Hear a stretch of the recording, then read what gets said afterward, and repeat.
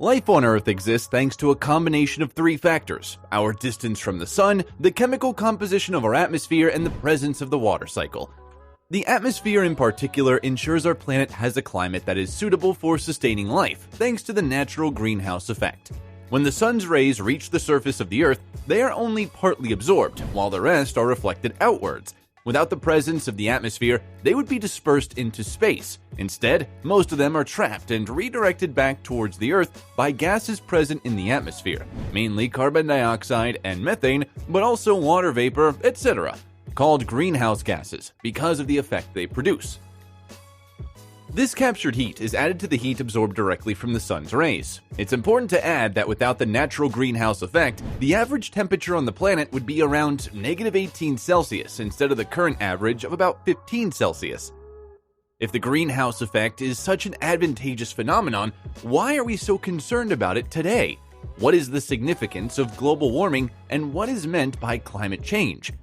Climate change has always existed over the course of our planet's history. But the global warming that we have been seeing for around the last 150 years is anomalous because it is the result of human activity. It's called the anthropogenic greenhouse effect and occurs in addition to the natural greenhouse effect. With the Industrial Revolution, man suddenly began pumping millions of metric tons of carbon dioxide and other greenhouse gases into the atmosphere, doubling the quantity of CO2 present in the atmosphere compared with the minimum levels of the last 700,000 years. Without realizing, we are all suffering in our everyday lives, and as a direct or indirect result of climate change, impacts that make life more difficult and even hamper our ability to carry out activities with the same freedom we enjoyed several years ago. We are sleeping worse. Roughly 62% of people worldwide feel they don't sleep well. These are figures from 2019, before the pandemic, so we can't attribute this decline to the stress caused by COVID-19. The cause? Chiefly the rise in temperatures. In the hottest months, there are many more nights now when it's impossible to get to sleep. This is a direct cause, but there are also indirect ones, such as the anxiety among those affected by fires, hurricanes, and other natural disasters. If the number of these devastating phenomena is increasing, this is also accompanied by growth in the number of people suffering this kind of stress and struggling to sleep.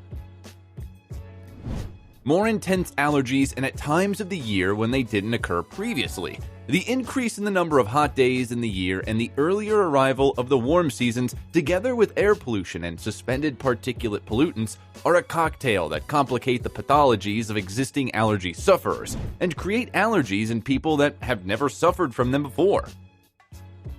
The ever-increasing cost of housing. Climate change is also hitting us in the pocket, whether we are renting or buying a home. Construction is now also factoring in the increase in adverse climate impacts and disasters, while the costs associated with construction and even of home insurance are rising. Increasingly scarce and expensive food. Over the past century, supermarkets in many parts of the world have become places of superabundance, where food from all over the world, regardless of the growing season, can be purchased. But this era of convenience is coming to an end as climate change disrupts global food production. Soon, it might be hard to find or afford staple crops like rice and wheat products, fruits such as peaches and cherries, and seafood like sardines and scallops. We are losing natural space. High temperatures, lack of precipitation, and desertification are depriving areas of rain. This means river levels in these areas are falling, causing lakes, ponds, and wells to dry up and even disappear in some places. The impact of the environment is obvious, and also for humans who have fewer places to visit in summertime to cool down, deal with the heat, and enjoy nature. More traffic jams. Climate change affects us when we travel by car, and we are having to endure an ever-increasing number of traffic jams.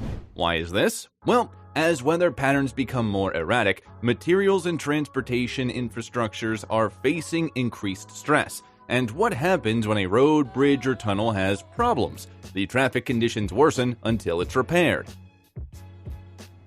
So, is the end of times near? Are we all doomed now? Not yet. There is still some light at the end of the tunnel, and engineers are playing the key role. An article from IEEE Spectrum Engineers, You Can Disrupt Climate Change, lays out 5 existing climate solutions that engineers can scale up to fight climate change.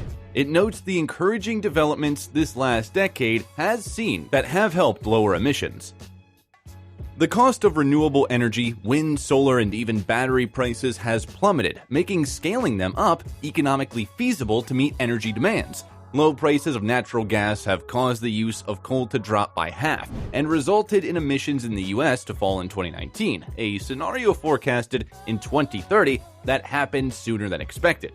The shift to electric heat pumps for heating and the falling EV prices has also helped stave off emissions. But these developments are not enough to meet the carbon reduction to achieve the 1.5°C warming limit. To reverse climate change, we need to bring CO2 levels down to 350 parts per million from our current 417 parts per million levels. And to do this will require removing 2,000 gigatons of CO2 every year in the next 100 years. Engineers will need to work on any existing technologies and scale them up, and doing so will also dramatically reduce cost.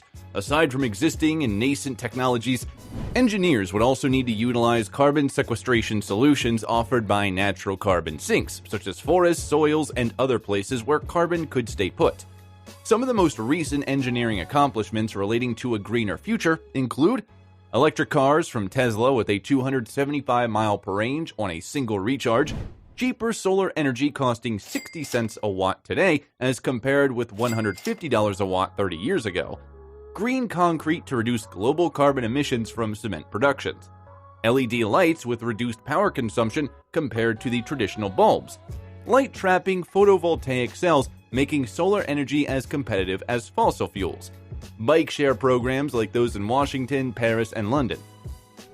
To end this video, we would like to say that every individual living on Earth, whether it be a layman or an engineer, should be his own part in a sustainable future. We already have discussed how devastating the effects of climate change can be. You might not feel it now, but your next generations definitely will. So the sooner we act upon making ourselves and our surroundings better, the better it will be for all of us.